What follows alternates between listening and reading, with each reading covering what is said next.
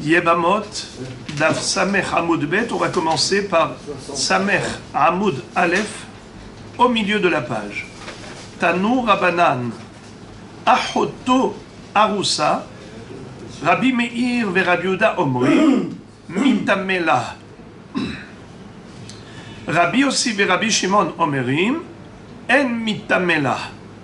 Alors on va reprendre le sujet qu'on a déjà vu, à savoir que le Kohen n'a pas le droit de se rendre impur par un contact avec le mort. La Torah dit que le Kohen Gadol n'a pas le droit de se rendre impur pour aucun proche, uniquement pour un met mitzvah, c'est-à-dire un homme qui est abandonné, un cadavre qui est abandonné. Il n'y a personne pour l'inhumer. Dans ce cas-là, même si on est Kohen Gadol, on a le droit de s'occuper de ce mort pour l'accompagner à sa sépulture. Tandis qu'un Kohen Hédiot a non seulement le droit de se rendre impur pour un met mitzvah, mais il a le droit de se rendre impur même pour les 7 krovim, les 7 proches, à savoir le père, la mère, le frère, la sœur, le fils, la fille et l'épouse. Mais la sougya qu'on va étudier maintenant va nous parler de la sœur. Car même lorsqu'on dit que le Kohen a le droit de se rendre impur pour accompagner sa sœur à sa sépulture, ce n'est pas dans tous les cas de figure. On va voir qu'il y a des nuances. Parfois oui, parfois non. Pour comprendre le débat qu'on va voir maintenant, à savoir la grande discussion entre les Tanaïm, il faut rappeler le pasouk de base. Car tout le débat va pivoter et tourner autour de la compréhension de chaque mot de ce pasouk. Il figure dans Parashat Emor. Il est écrit là-bas Vela achoto habetula hakerova elav asher lo haïta leish lahi itama. Pour sa sœur qui est vierge, qui est proche de lui, qui n'a pas été prise par un homme, c'est-à-dire qu'elle n'était pas avec un homme, la itama. Pour elle, il pourra se rendre impur. Il a le droit de s'occuper de ses obsèques, de son enterrement et tout. Alors, lisons la Braïta. Tanu Rabanan, Achoto Arusa, Rabbi Meir ve Rabbi Yehuda Omrim, Mitamela. Rabbi Yossi ve Rabbi Shimon Omrim, En Mitamela. Première halacha, laquelle? C'est que déjà on nous dit qu'il y a une mahloket entre contre deux Tanaïm. Rabbi Meir et Rabbi Yehuda contre Rabbi Yossi et Rabbi Shimon. À propos de la sœur fiancée et pas encore mariée. Vous le savez qu'à l'époque, d'abord on se fiançait, c'est-à-dire on faisait vraiment les kiddushin. Le Khatan disait la kala re'at mekudeshet li betabadzu kedat Moshe ve Israël. Et un an plus tard, il faisait la choupa et les sheva brachot. D'abord Irusin, ensuite Nisuin. Alors maintenant, quel est le din pour le Kohen quand la Torah dit qu'il a le droit de se rendre impur pour sa sœur qui est décédée, mais uniquement une sœur, alors je répète les mots, Vela achoto habetula hakerova elav asher lo haïta leish la itama. Alors que veut dire la sœur qui est vierge, qui est proche de lui, qui n'a pas été prise par un homme? Question, alors quel est le din si elle est mekudeshet, si elle est juste fiancée, mais elle n'est pas mariée? Est-ce qu'elle rentre dans ce cadre ou dans ce cadre? Est-ce qu'elle est permise? Ça veut dire qu'est-ce que le Kohen a le droit de se rendre impur pour elle, pour l'accompagner au cimetière, pour l'enterrement? Ou bien on va dire que non, puisque le Kohen, la Torah dit qu'il peut se rendre impur que pour une sœur qui est proche de lui, qui n'a pas été prise par un homme, celle-là, elle a été prise par un homme. Celle-là, elle est Mekudeshet. Alors, regardez la grande mahloket. Ahoto arusa, Rabbi Meir et Rabbi Yehuda omrim, mitamela. Rabbi Meir et Rabbi Yehuda sont permissifs. Et ils disent, bien qu'elle soit déjà fiancée, Mekudeshet, elle est arusa, tout de même, le Kohen a le droit de se rendre impur pour elle. Parce qu'elle s'appelle encore Kerova Elav. N'est-ce pas? Tandis que Rabbi aussi, Rabbi Shimon, omrim, eno mitamela. Rabbi aussi, Rabbi Shimon disent, ma pitom. Cette jeune fille-là, elle est déjà prise par un homme. Elle est déjà mekudeshet. Alors, assourd pour le Kohen d'accompagner sa sœur au cimetière pour sa sépulture. Il n'a pas le droit de la toucher. Il n'a pas le droit d'être sous le même toit qu'elle. Il n'a pas le droit de se rendre impur. Car la Torah, différemment du père et de la mère, le frère, le fils, la fille ou l'épouse, la Torah ici pour Ahoto, elle a dit c'est spécial. Il peut se rendre impur, mais à condition. La condition qu'on vient de voir. Alors, est-ce qu'elle répond aux critères ou elle ne répond pas aux critères? Vela Ahoto abetula kerova elav asher lo aita leish laitama. Mutar litame ou assour?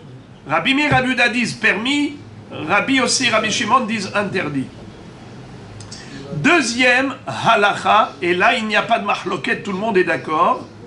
Anoussa ou mefuta divrei hakol enomitamela.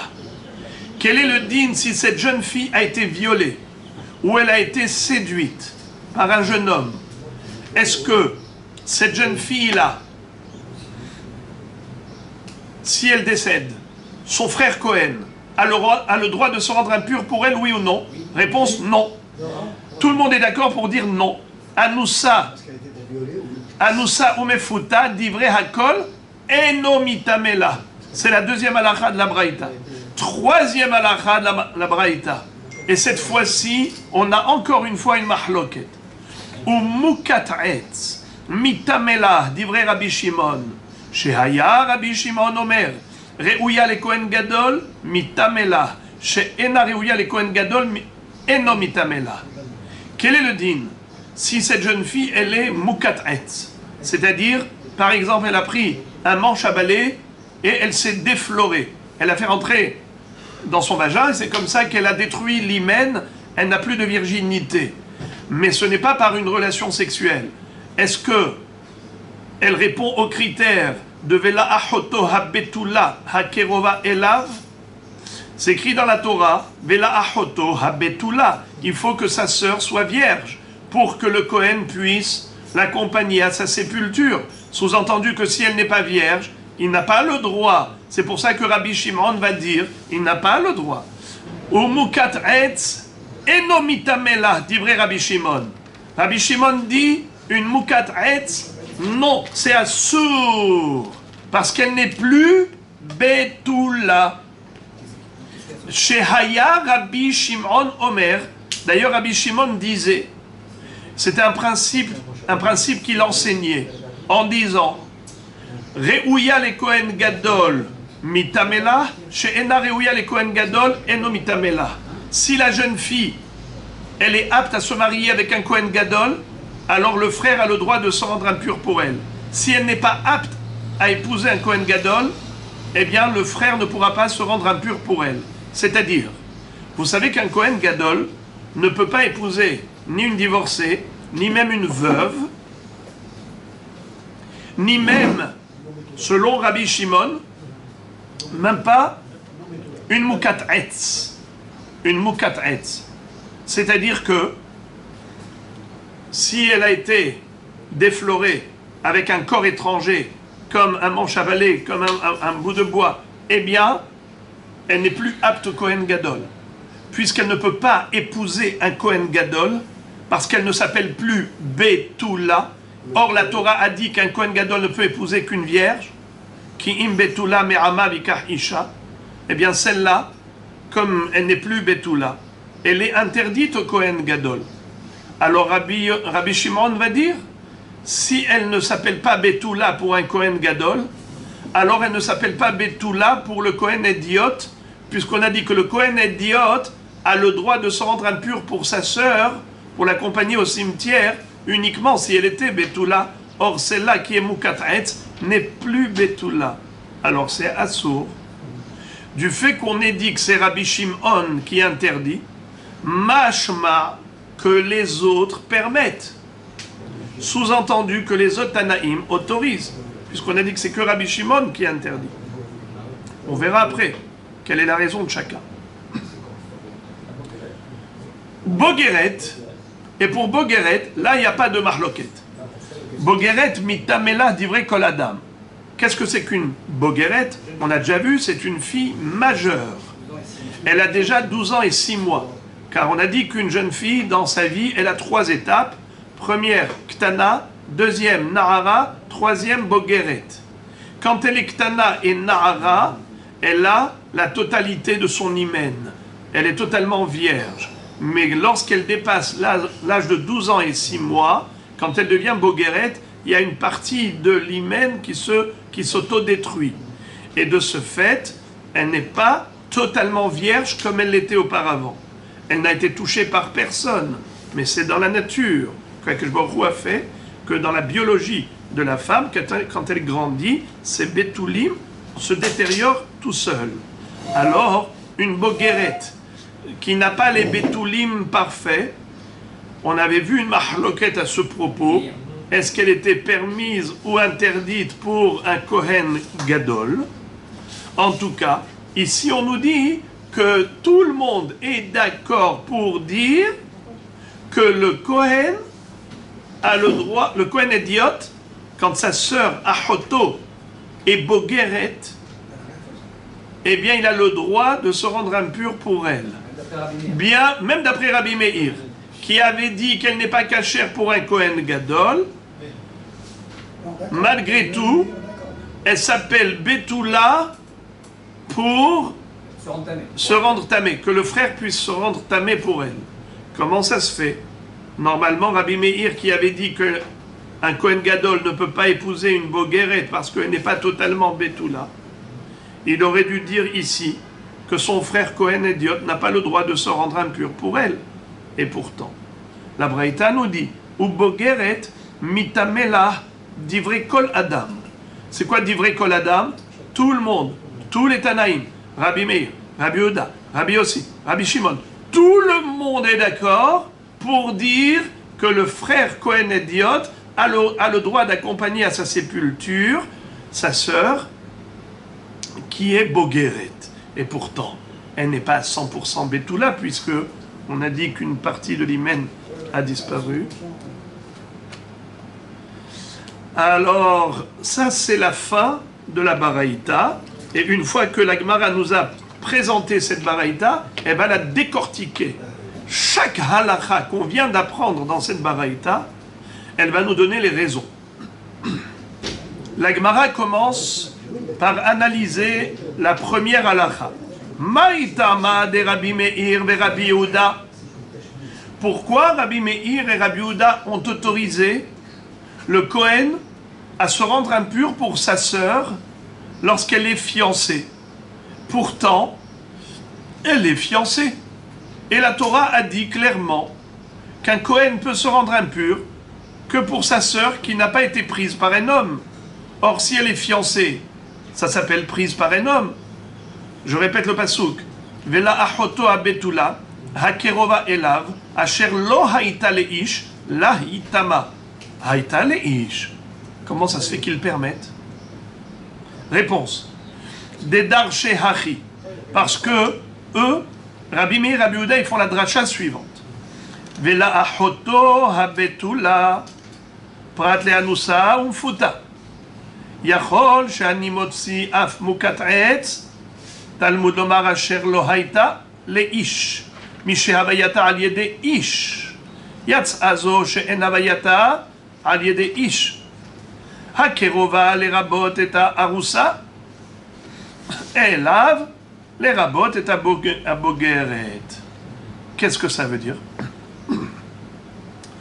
Rabbi Meir et Rabbi Yehuda, tu veux savoir comment ils ont interprété ce pasouk? Regarde. Chaque mot de ce pasouk, il interprète la manière suivante. D'abord, il est écrit Vela achoto habetula. Le Kohen Hédiot a le droit de se rendre impur pour accompagner au cimetière sa sœur vierge. Si elle a été violée, si elle a été séduite, est-ce qu'elle est vierge? Eh bien, elle n'est plus vierge. Donc, violée ou séduite, comment ça se dit en hébreu? Anoussa ou mefuta. Le ones et le pitouille. Qu'elle soit anoussa ou qu'elle soit mefuta, dans tous les cas de figure, elle n'est plus betula. Donc, elle ne répond pas aux critères de l'autorisation. La Torah, pour autoriser le Kohen d'aller accompagner sa sœur, de se rendre impur pour elle, ce n'est que si elle est betula. Celle-là qui a été violée ou séduite, elle n'est pas betula, point à la ligne. Eh bien voilà, c'est tout. C'est clair, net et précis. Voilà pourquoi Rabbi Meir et Rabbi Yehuda disent interdit. Anoussa ou mefuta. Uno. Secondo. Yachol shani motzi af mukat etz. C'est-à-dire, si on dit que c'est une question de virginité, eh bien, si elle a pris un manche à balai et qu'elle s'est amusée à se déflorer, elle-même, elle s'est détruit l'hymen, la virginité, donc elle n'est plus vierge. Alors normalement, on devrait dire que pour cette même raison, le Kohen ne devrait pas avoir le droit de l'accompagner. Et pourtant, Rabbi Meir et Rabbi Yehuda distinguent entre Anoussa et Mefuta et Mukatetz. Ils disent Anoussa et Mefuta Assour. Mukatetz Mutar. Quelle est la différence? A priori, bravo. La différence, c'est que comment elle a détruit sa virginité? Est-ce que c'est par un homme ou par autre chose, un corps étranger? Eh bien, en effet, la Torah elle-même te dit Vela choto abetula hakerova elav asher lo haïta le ish. C'est pas un ish. Si elle est mefuta ou anoussa, c'est un ish qui l'a violée, qui l'a séduite, donc elle a été déflorée par un homme. Mais si elle a été déflorée juste par un corps étranger qu'elle a introduit là-bas, ça ne s'appelle pas ish. Dans ce cas-là, c'est moutar. Car la Torah a dit clairement, asher lo haïta les ish, que cette havaya de défloraison se fasse par un ish. Hein? Rabbi Meir et Rabbi Yehuda. Ça veut dire que c'est comme ça que eux interprètent le pasouk. Ils continuent d'interpréter le pasouk et ils disent Hakerova les rabot et Aroussa. Magnifique. Ils disent quand la sœur est fiancée, où est-ce qu'elle habite? Chez son mari ou chez son père? Chez son père. Donc à proximité de ses frères. Donc ça s'appelle Achoto Akerova Elav. Il a le droit de se rendre impur pour elle. Puisqu'elle répond aux critères de Kerova, elle est proche. Quand est-ce qu'elle n'est plus proche de son frère? C'est lorsqu'elle vit chez son mari. Mais quand elle n'est que fiancée, elle ne vit pas encore chez son mari. Donc elle est proche de son frère. Achoto Akerova Elav. Tout va bien. Il peut se rendre impur pour elle. On aurait pu écrire Vela Achoto Hakerova. Pourquoi la Torah écrit le mot Elav en plus? C'est pour ajouter encore une catégorie. Laquelle? Elav, les rabot à Bogeret. Pour inclure la Bogeret. C'est-à-dire, encore une autre catégorie de Achot, pour laquelle on aurait pu penser que non, il n'a pas le droit parce qu'elle n'est pas totalement Betula. On a déjà dit que une Bogeret, une fille majeure après 12 ans et 6 mois, toute seule, elle perd de sa virginité, une partie de sa virginité, eh bien, on aurait pu croire que c'est assourd pour le frère Cohen de se rendre impur pour elle. La Torah a écrit Hakerova Elav pour dire elle est Kerova Elav, même si elle est Bogeret, permis. Il a le droit de se rendre impur pour elle, bien qu'elle n'ait pas la totalité de sa virginité. Fin d'explication. Tout est clair, limpide comme l'eau de roche. on a compris la raison de Rabbi Yehuda et Rabbi Yossi. C'est parce qu'ils ont toute une série de drachot. Et au travers de ces drachot, on a la réponse à notre question première. C'était quoi la question première? Maïtama de Rabbi Meir et Rabbi Yehuda. Pourquoi Rabbi Meir et Rabbi Yehuda, ils ont autorisé le Kohen à se rendre impur pour sa sœur qui est fiancée, mais pourtant Charlo Italeish? Eh bien, il t'a expliqué. C'est que Kerova, Elav, sa sœur qui est proche, eh bien, une fiancée, elle est proche de son frère. Elle n'est pas encore proche de son mari. La Gemara, maintenant, va s'arrêter sur la dernière dracha. Vous vous rappelez quelle était la dernière dracha? C'est le mot Elav. À quoi sert le mot Elav? À Kerova, Elav, qu'est-ce qui se rappelle? Qu'est-ce que Rabbi Meir et Rabbi Yehuda ont déduit du mot Elav que la Torah écrit en plus? Elav, les rabot et abogeret. C'est pour inclure la bogeret qui a 12 ans et 6 mois, bien qu'elle n'a pas la totalité de ses betoulim. La Gemara pose une question, elle dit Ah, la malikra, vea amar Rabbi Meir, betula, afilu miktsat betula, mashma. Pour ceux qui s'en souviennent, on avait étudié il y a quelques jours que Rabbi Meir, lui, il a compris le mot betula, quand la Torah dit betula en général, mashma afilu miktsat betula.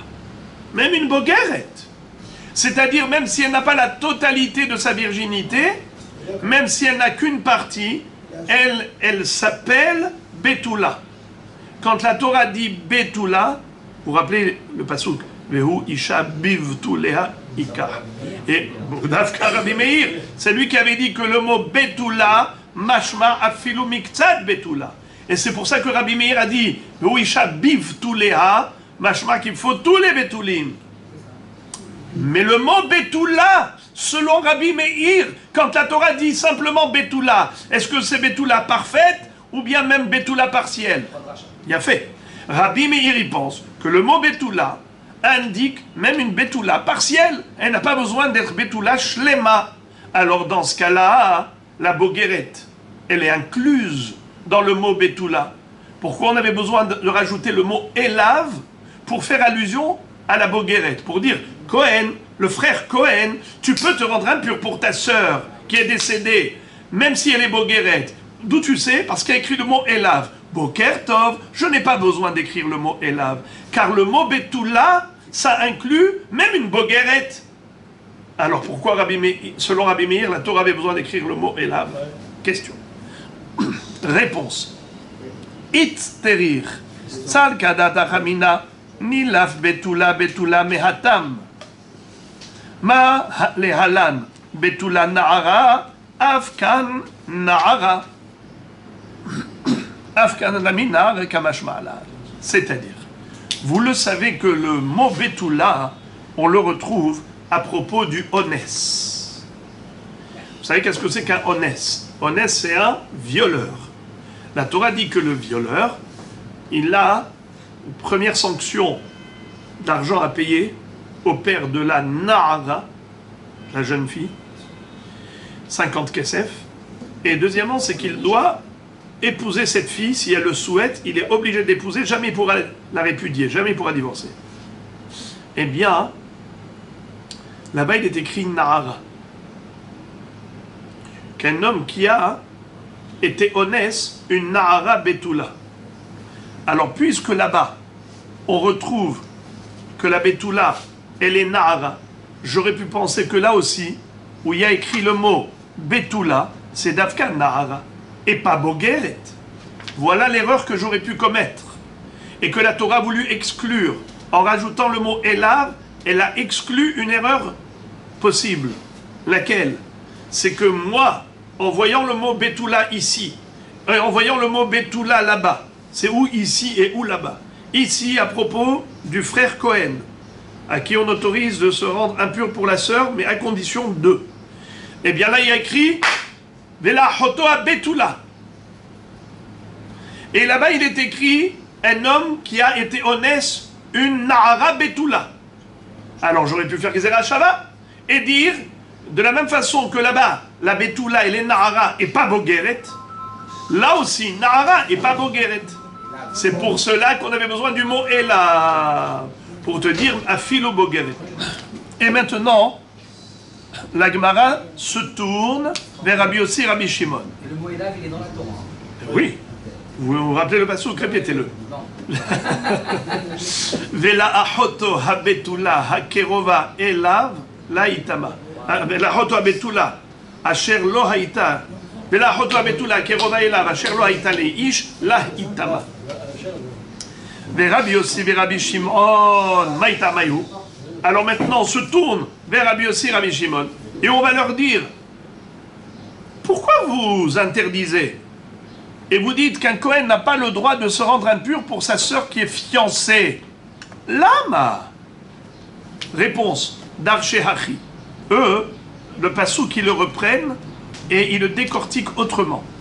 Regardez comment ils vont faire la dracha. Ils vont dire, premièrement, Vela achoto abetula, prat le anusa, ou mefuta, ou mukat'etz.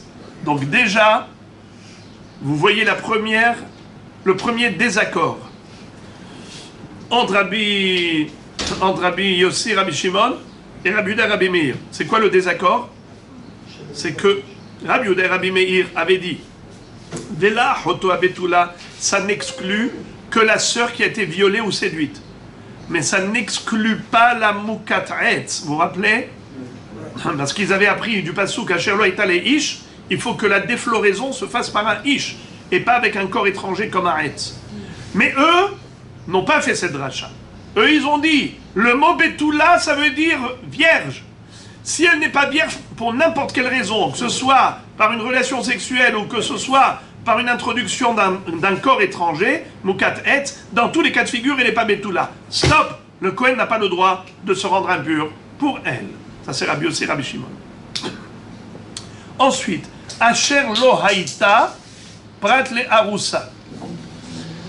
Alors, Asher lo haïta, les ish, prat le arusa. C'est-à-dire, qu'est-ce que la Torah te dit? Faut pas qu'elle soit prise par un homme. Or, en l'occurrence, cette jeune fille, elle s'est fiancée. Comment on dit dans la Torah les fiançailles? Comment la Torah s'exprime? Qui est-ce qui se rappelle? Non, mais je veux dire l'action, l'opération Kiddushin. L'opération Kiddushin. Ça s'appelle Havaya. Havaya. Une femme, quand elle se fiance, elle est, elle devient. Le verbe être. Le verbe être pour une femme, c'est lorsqu'elle se fiance. C'est là qu'elle devient elle-même. Par exemple, c'est écrit le din, il y a plein de halachot qu'on étudie par rapport à ce verbe de Havaya. Par exemple, V'yatz'a ve'haïta le'ishacher. D'où on apprend les kiddushé shtar? Eh bien, on apprend du get. Et quel rapport avec le get et le shtar des kiddushin? Eh bien, parce que la Torah a juxtaposé V'yatz'a ve'haïta le'ishacher. V'yatz'a, c'est gerushin. V'yatz'a. Ve'haïta, c'est kiddushin. Ma gerushin bishtar, af kiddushin bishtar.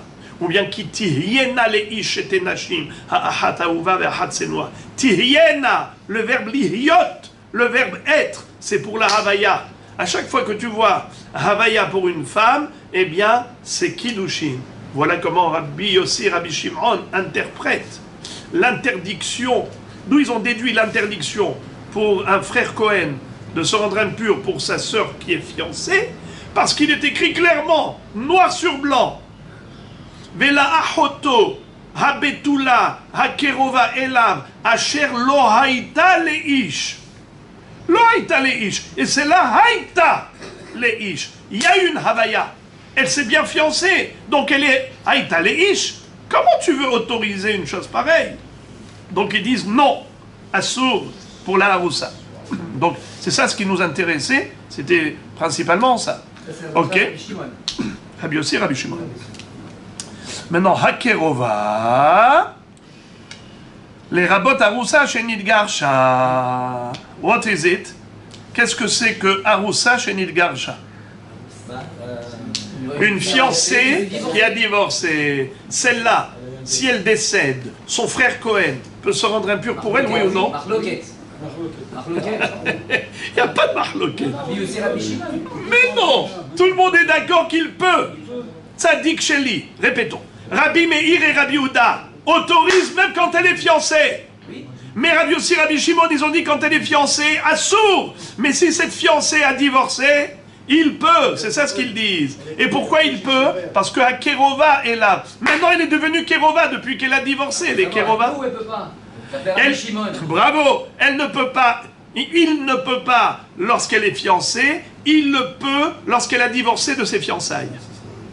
Lorsqu'elle est revenue à son état Bravo, antérieur. elle est revenue à son état antérieur. Elle est Kerova. Alors maintenant, regardez Tzadik. Je vous pose une question. Comment ça se fait que c'est uniquement lorsqu'elle a divorcé des fiançailles et pas quand elle a divorcé après mariage? Qu'est-ce que ça change? Bravo. Et alors? Et alors? Bravo. Elle n'est plus vierge. Or la Torah, qu'est-ce qu'elle a dit? Vela hoto habetula. Very good. C'est pour ça qu'on parle ici d'Afka de divorce des fiançailles. Parce qu'il faut qu'elle garde d'abord le critère de Betula et aussi le critère de Kerova. Very good. Ha Kerova, les rabot arusa shenit garesha. Elav, les rabot et abogeret. Qu'est-ce que ça veut dire Elav, les rabot et abogeret? Aidez-moi. La Torah écrit le mot Elav. Elle aurait pu s'abstenir. Pourquoi la Torah a rajouté ce mot en plus? Elav. Les rabot et abogeret.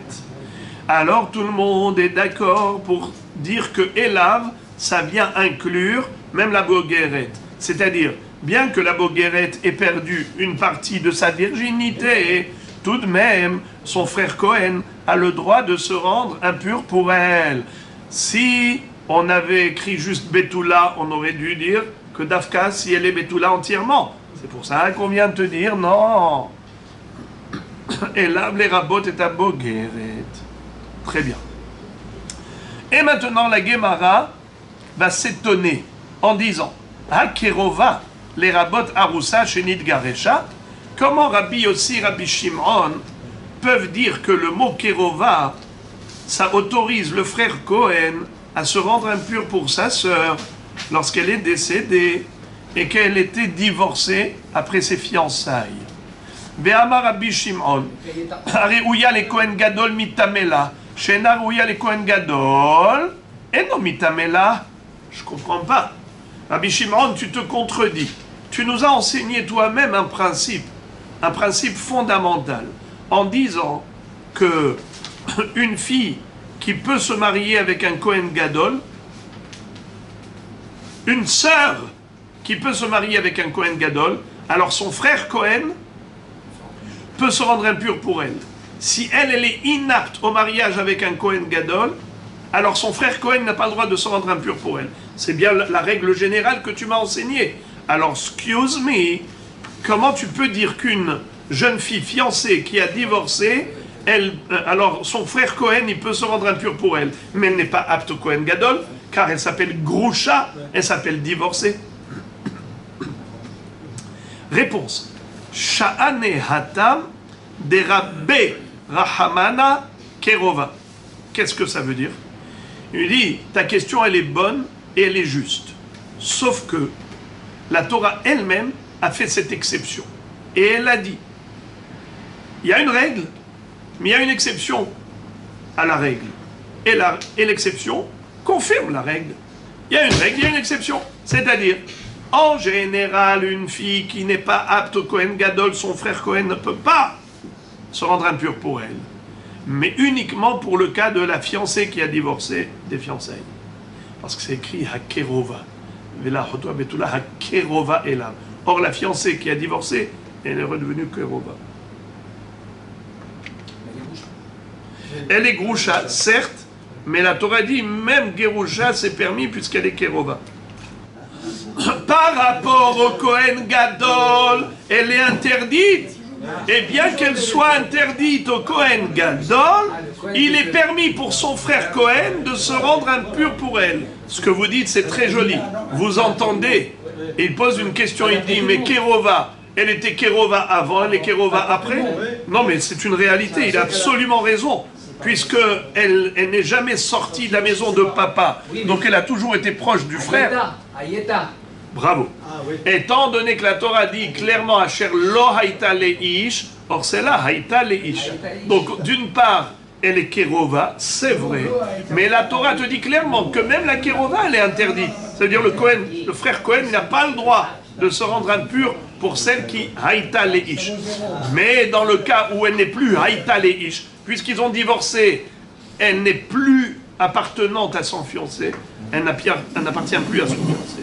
À ce titre-là, elle devient permise. Parce que c'est écrit Kerova. Mais c'est vrai que Kerova, elle était même avant. Bravo. Juste la main devant la caméra. Alors maintenant, la Guémara nous dit comme ça. C'est sympa ce que tu me dis, c'est très beau, mais ça suscite mon étonnement. Ihachi mukat'etz nami rabbe. Alors il lui dit, dans ce cas-là, je n'ai pas compris pourquoi Rabbi Shimon Bar Yochai et Rabbi Yossi ont dit que mukat'etz, c'est-à-dire celle qui s'est déflorée elle-même par un corps étranger, comme un manche à balai par exemple, eh bien, le frère Cohen n'a pas le droit de se rendre impur pour elle. Mais tu devrais dire qu'elle est Kerova. Il n'y a pas le Haïta Leish, elle est Kerova. Quel est le problème? La Torah te dit Kerova. Alors c'est quoi Kerova? Celle qui est proche de lui. Même la Mukat'etz, elle est proche de lui. Comme la fiancée qui a divorcé, elle est proche de lui. La Mukat'etz aussi, elle est proche de lui. Excuse me, pourquoi vous avez interdit au frère Cohen de se rendre impur pour celle qui est Mukat'etz? Réponse. Kerova, ahat veloshtaim. Il lui dit, la réponse elle est dans ta question. D'où tu veux que je sois mérabé? Du mot Kerova. Mais Kerova c'est singulier, c'est pas pluriel. Donc je ne peux inclure qu'une seule catégorie, mais pas deux. On a ici deux catégories. La Haroussa qui a divorcé.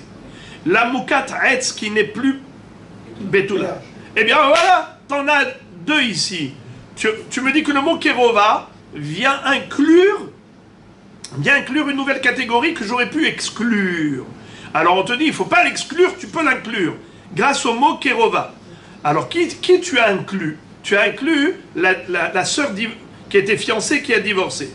Pourquoi tu n'inclus pas aussi la Mukat'etz? Il lui dit, parce que c'est écrit au singulier. Alors il faut bien choisir. Donc one, only. Pas deux, une seule. Alors il lui dit, une seule? Alors pourquoi tu as fait un choix arbitraire? Pourquoi tu as choisi celle-là et pas celle-là? Tu aurais pu faire celle-là et pas celle-là. Ahad veloshtaim ou maraïta. Qu'est-ce que tu as vu pour faire ce choix délibéré? Il lui dit, eh bien, tu veux savoir pourquoi j'ai choisi celle-là et pas celle-là? Parce que là, c'est le sechel qui m'a aiguillé. Qu'est-ce que veut la logique? Ah, it'avid bah ma'ase. Ah, lo it'avid bah ma'ase. La Mukat'etz, elle a subi une transformation physique, une métamorphose biologique. Il y a eu physiquement un corps étranger qui l'a changé, qui lui a changé le corps. À ce titre-là, je dis que par rapport à l'autre qui n'a subi aucune transformation, elle était Mekudeshet, ensuite Megureshet, mais son corps n'a subi aucune métamorphose. Alors dans ce cas-là, s'il y a lieu de dire que la Torah inclut une et exclut l'autre, à choisir entre les deux, je préfère choisir celle qui est restée authentique, celle qui n'a pas subi de transformation corporelle. C'est la fiancée qui a divorcé, plutôt que la Mukat'etz qui a subi une transformation réelle. C'est la Svara qui m'aide à choisir entre les deux, à quoi la Torah faisait allusion. Quand la Torah me dit Kerova, Ahat, Veloshtaim, j'en ai devant moi deux, laquelle je choisis, la Svara me dit laquelle choisir. Parce que bon, l'autre, elle a un titre quand même de divorcé. Oui, mais la Torah dit Kerova. C'est Rachamim qui ont choisi, ils ont fait une Zmara. Bravo. C'est-à-dire qu'on ne peut pas dire que c'est Hachamim qui ont choisi, c'est que la Torah veut que les Hachamim utilisent la matière grise. C'est-à-dire que la Torah nous a donné du Sechel, et elle veut qu'avec le Sechel, on choisisse et qu'on sache quelle est la volonté de la Torah. La Torah te dit quelque chose, Je te dis, vas-y, choisis. Allez, on va voir si tu vas choisir. Tu vas savoir choisir. Je te dis, tu peux choisir une. Laquelle? Allez, à toi maintenant de comprendre tout seul à quoi Kadosh Baruch Hu faisait allusion. Vous savez qu'est-ce que ça me rappelle? Ça me rappelle le din de Hol HaMoed. À propos de Hol HaMoed, il y a une Gemara dans Hagigah Daf Yudchet où on retrouve un passouk qui dit à Hol HaMoed c'est assourd de travailler. Il y a un passouk qui dit moutar de travailler. Et maintenant c'est une contradiction. Permis ou interdit de travailler pendant Hol HaMoed? Et la Braïta nous dit là-bas Halo mesara nakatuv ela la hachamim lomar lecha ezo melacha asura vezo melacha moteret. Akadosh Baruch Hu a laissé aux hachamim le devoir de statuer et de choisir quels seraient les travaux permis à Hol HaMoed et quels seraient interdits. Eh bien, ils ont dit tout interdit, sauf Davar HaAved, Soché HaMoed, Soché Rabim, Poel She'eno Mayochal, Maaseh Hediot. Ça veut dire que c'est la Torah qui te dit permis, interdit, et elle demande aux Hachamim à vous de réfléchir pour statuer quoi oui, quoi non. On ferme la parenthèse. Et maintenant, la Gemara va dire quelque chose de très fort. Verabi aussi, mideshavke le bar zouge, miklal de bemukat etz, kerabi meir sevirale, minale. Tout à l'heure, j'ai dit une petite erreur, c'est qu'à propos de Mukat Etz, j'ai parlé de Rabbi Yossi et Rabbi Shimon. En réalité, si vous regardez à nouveau la Baraïta première, avec laquelle on a commencé le début du Shiro, vous vous rappelez? Eh bien là-bas, clairement, c'était que Rabbi Shimon qui parlait. Regardez la Baraïta. Au Mukat Etz, eno mitamela divrei Rabbi Shimon. Shehaya Rabbi Shimon Omer, Hareouya le Kohen Gadol mitamela, Shenarouya le Kohen Gadol eno mitamela. Une jeune fille qui s'est déflorée elle-même avec un corps étranger, Rabbi Shimon va dire que son frère Cohen ne peut pas se rendre impur pour elle, parce qu'elle n'est plus Betula. Alors, c'est qui a parlé là-bas? C'est Rabbi Shimon. Bizarrement, au début on a vu Rabbi Meir et Rabbi Uda contre Rabbi Yossi et Rabbi Shimon, à propos de la Haroussa. Et après, quand on arrive à Mukatret, qui est-ce qui parle en solitaire? Rabbi Shimon. La Gemara dit, pour la Mukatret, du coup, Rabbi Yossi ne se joint pas à Rabbi Shimon pour interdire au frère Cohen de se rendre impur pour sa sœur qui est Mukatret. Mashma, que qu'est-ce que penserait Rabbi Yossi? Il penserait plutôt comme Rabbi Meir et comme Rabbi Yehuda. Il serait 3 contre 1. À savoir que pour la Mukatret, la sœur Mukatret, le frère Cohen, il peut se rendre impur pour elle. La Gemara va poser la question, elle va dire Minale, pourquoi Rabbi Yossi a été infidèle à Rabbi Shimon?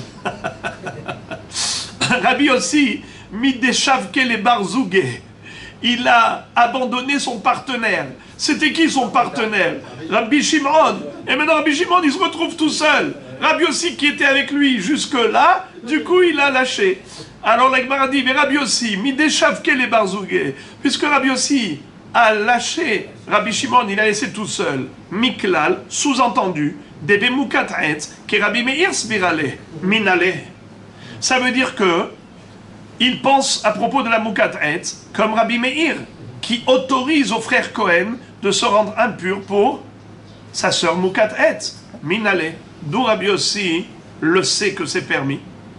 La Gemara répond, Mi Asher lo haïta le ish.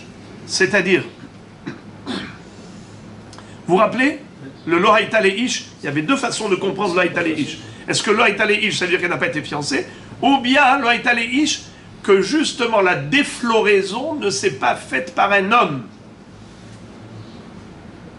Ça s'est fait avec un manche à balai, avec un corps étranger quelconque. C'est comme ça que lui, Rabbi Yossi, a compris le haïta le ish. C'est pour ça qu'à ce niveau-là, il a dit, là, Rabbi Shimon, je m'excuse, cette fois-ci, je suis d'accord avec Rabbi Meir. Pas avec toi, Rabbi Shimon. Quand on parle de cet Anaïm, tout de suite, vous pensez à Rabbi Akiva. Rabbi Akiva qui était le maître de tous ses élèves. Rabbi Akiva, c'est les élèves de sa 2e promotion. C'était qui? Rabbi Meir Baal HaNes, Rabbi Shimon Bar Yochai, Rabbi Elazar ben Shamoua, Rabbi Yossi, Rabbi Yehuda, Rabbi Yehuda Bar Bilhai. Tout passe par eux. Alors on y va. La Gemara dit Veha apikte. Je comprends pas. Comment Rabbi Yossi peut utiliser la même phrase pour deux halachot. D'une part, il a dit comme Rabbi Shimon que la haroussa, elle est interdite. Ça veut dire que le frère Cohen n'a pas le droit de s'entamer pour sa sœur haroussa. D'où il apprend de la Sherloïta Leish, comme Rabbi Shimon. Alors comment, d'autre part, il peut penser comme Rabbi Meir que la Moukat Etz, elle est permise du même pasouk, à Sherloïta Leish. Mais ce pasouk, là, tu l'as déjà utilisé, tu ne peux pas l'utiliser pour une chose et pour autre chose. On peut faire qu'une seule dracha, pas deux. Il lui dit Had milo haïta ve had mile ish. Waouh! Waouh! Il lui dit cette phrase-là, Asher lo haïta le ish, je la coupe en deux. Asher lo haïta, one, le ish, two. Asher lo haïta, elle ne s'est pas fiancée. Donc je pense comme Rabbi Shimon que si elle est fiancée, assour. Et le ish, c'est la défloraison. C'est seulement si la défloraison s'est faite par un ish. Mais si elle a perdu les betoulim par un corps étranger parce qu'elle s'est fait entrer un bois là-bas, Moukat Etz, eh bien, Moteret. Incroyable. Alors les frères et les amis, l'Agmara conclut le sujet en disant Elav, les rabot et abogeret. Qu'est-ce que tu m'as dit? Qu'est-ce qu'on apprend du mot Elav? Les rabot abogeret. C'est-à-dire que tout le monde était d'accord pour dire que la sœur qui a grandi, même si elle est déjà majeure et qu'elle est décédée, son frère Cohen peut se rendre impur pour elle. Chez Ella, question. Ve'amar Rabbi Shimon, Betula, Betula shelema mashma. Excuse me. On l'a déjà appris il y a quelques jours, vous vous rappelez, que le mot Betula pour Rabbi Shimon, le mot Betula, ça voulait dire Betula shelema. Or ici, la Bogueret, elle a perdu une partie de sa virginité en grandissant. Il y a une auto-détérioration des Betoulim. Alors, comment ça se fait qu'il autorise le frère Cohen à se rendre impur pour une Bogueret? Mais il devrait être assourd, vu que elle n'est pas Betula chez les mains. Question. Réponse. Tamadide nami hatam mehacha. La Gemara, maintenant, Rabotai va couper le cheveu en deux, écoutez bien, elle va nous renverser la vapeur complètement. Tamadide nami hatam mehacha. De darish achi, mi elav le rabot et abogeret, mi klal de betula, betula shelema mashma. Incroyable. Quelle ingéniosité. Rabbi Shimon te dit, tu veux savoir d'où j'ai déduit que quand la Torah parle d'une Betula, ça veut dire Betula chez Lema. Qui me dit que Betula, c'est pas juste une Betula partielle? Et donc même la Bogueret, elle est partiellement Betula. Tu veux savoir d'où j'ai su, à propos du Kohen Gadol, quand j'ai dit qu'un Kohen Gadol n'a pas le droit d'épouser une Bogueret, parce qu'elle n'a pas les Betoulim parfaits, elle n'a qu'une partie des Betoulim qui restent. Il est obligé de se marier soit avec une Ktana, soit avec une Nahara, mais il ne peut pas épouser une Bogueret. Pourquoi? Parce que la Torah, qu'est-ce qu'elle a écrit? Ki im betula me'amav ikah isha. Betula, excusez-moi, pardon.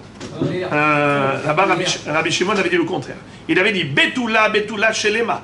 Vehu isha bivtulea ikah hafilu ktsat betulim. Vous vous rappelez, Rabbi Meir avait dit Betula filou partiel. Et après, Bivtuleha, Betula Shlema. Rabbi Elazar, Rabbi Shimon, les avait dit le contraire. Betula, Betula Shlema. Bivtuleha,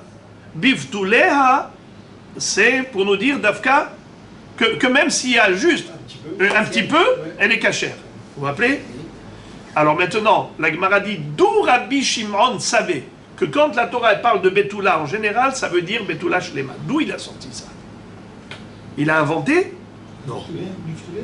Non, il a déduit du fait que, ici, à propos du frère Cohen, quand la Torah a voulu lui autoriser de se rendre impur pour sa sœur Bogueret, qui a perdu une partie de ses Betulim, la Torah a dû écrire un mot en plus, Elav.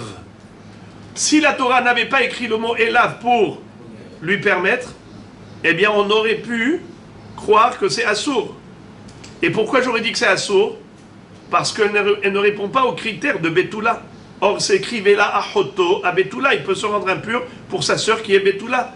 Et d'où je sais que Betula, ça veut dire Betula Shlema, puisqu'il a fallu écrire un mot en plus, Elav, pour autoriser Bogeret. Machma que si on n'avait pas rajouté le mot Elav pour autoriser au frère Cohen de se rendre impur pour sa sœur Bogeret, j'aurais pu l'exclure. Et comment je l'aurais exclu? Du mot Betula, parce que j'aurais dit Betula Shlema, Velo Bogeret, qui n'est pas Shlema. Donc de là, j'ai su que le mot Betula dans la Torah en général, ça veut dire Betula Shlema. De par le fait que la Torah avait besoin de rajouter le mot Elav pour autoriser la Bogeret. Et donc après ça, quand on arrive à la paracha du Kohen Gadol, il y a écrit Vela Hoto, comment c'est marqué là-bas? Veu Isha Bivtulea Ikah. Pourquoi la Torah a écrit Isha Bivtulea? Pourquoi elle n'a pas écrit tout simplement Isha Betula Ikah? C'est parce que s'il avait écrit Betula, Ashma Betula Shlema, c'est pour ça qu'il a écrit Bivtulea, Afelu Miktsat Betulim.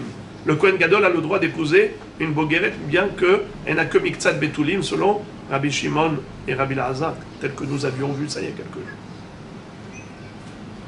Ça, c'est couper le cheveu en 4 au moins. Je ne sais pas si vous voyez ça, le regard sur les lunettes de chaque Tana. C'est-à-dire, ici, ce qu'on a vu ici, c'est que chaque Tana, il a son regard sur la Torah, il a les psukim, et il a l'analyse des psukim, comment il décortique à sa façon. Je vais dire que c'était un peu la difficulté de l'étude d'aujourd'hui, c'est parce que le même pasouk a été analysé totalement différemment par tel Tana ou par tel Tana. C'est ça la difficulté. Mais quand vous voyez leur analyse et comment chaque chose est la pièce d'un puzzle, et qui après, une fois que tu as établi toutes les pièces et tu les as alignées, tu vois ce tableau, ce paysage merveilleux qui s'offre à tes yeux, tu dis mais quelle merveille! C'est ce regard des Tanaïm sur les psukim, comment tout rentrer dans des cases, ça rentre dans des cases précises, bidiouk, chaque chose il est bidiouk. Donc l'autre fois, quand on avait étudié, vous vous rappelez, comment le Kohen Gadol, est-ce qu'il a le droit de prendre une Bogeret ou Assour?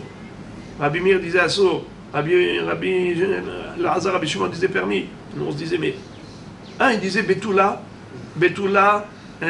Afilu, Miktsat Betulim Mashma. Et l'autre dit Betula, Shelema Mashma. Tu te dis, mais attends, pourquoi il dit blanc, l'autre il dit noir? Sur quoi il s'appuie? Pourquoi il balance comme ça des affirmations? Et là tu vois d'où il a sorti. Parce qu'il a vu que le mot Elav, qui vient rajouter la Bogeret, était inutile, c'est pour justement t'indiquer que si j'avais pas écrit le mot Elav, tu aurais exclu la Bogeret par Betula. Parce que Betula, c'est Betula, Shlema Mashma. C'est trop beau, c'est trop beau.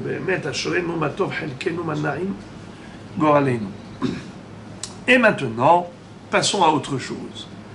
Tania, Rabbi Shimon Bar Yochai Omer, Gioret, פחותה מבת 3 שנים ביום אחד, כשרה לכהונה, שנאמר, כל הטף בנשים, אשר לא ידעו משכב זכר, אחיו לכם.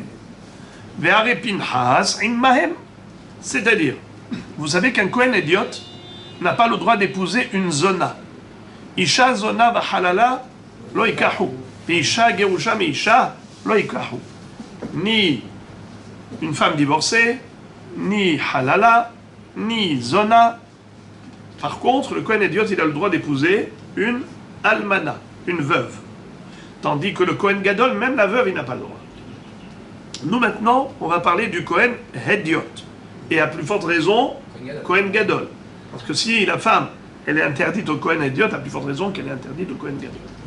Alors maintenant, on va parler de la zona. Donc la zona, elle est interdite au Kohen Hédiot. Plus forte raison au Kohen Gadol. Quel est le din d'une guillorette? Une petite fille qui était Goya et qui s'est convertie au judaïsme. Est-ce qu'elle peut se marier avec un Kohen Hediot, ou bien est-ce qu'elle a le statut de Zona? Car étant Goya, tout était permis pour eux. Ça veut dire que elle a pu avoir des relations qui l'ont disqualifiée pour le Kohen.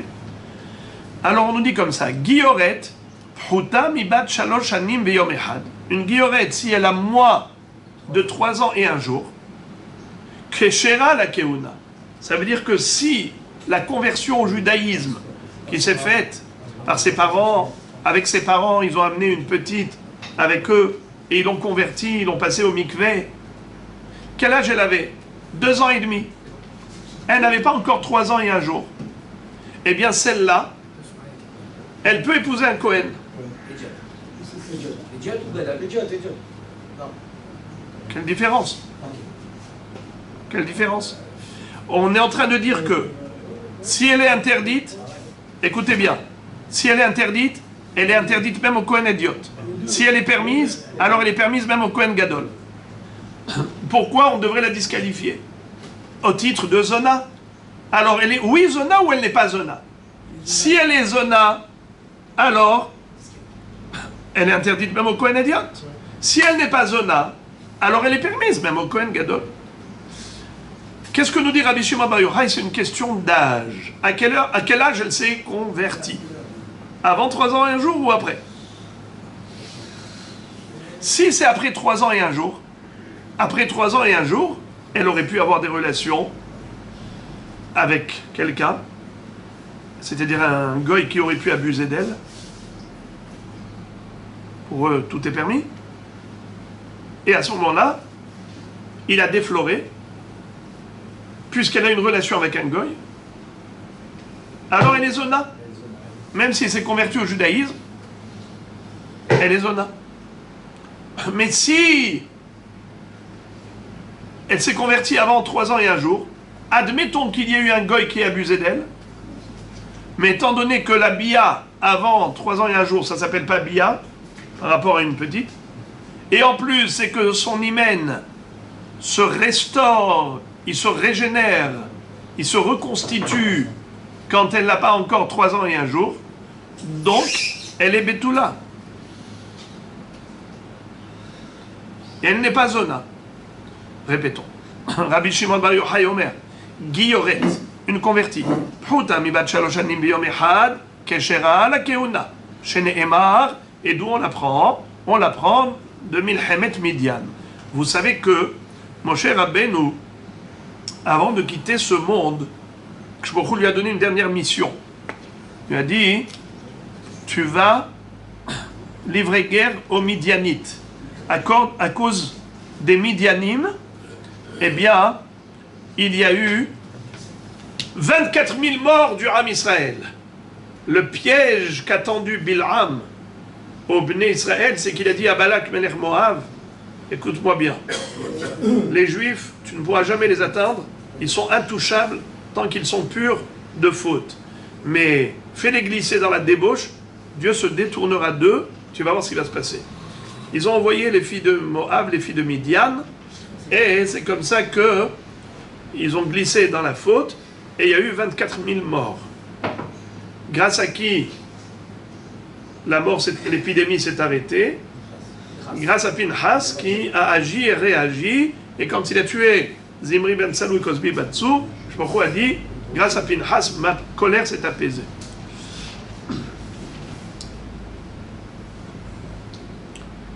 Ensuite, Akadosh Baruch Hu va dire à Moshe Rabbeinu, Nekom nikmat ben Israël me'et hamidianim ve'acharte asef el amecha.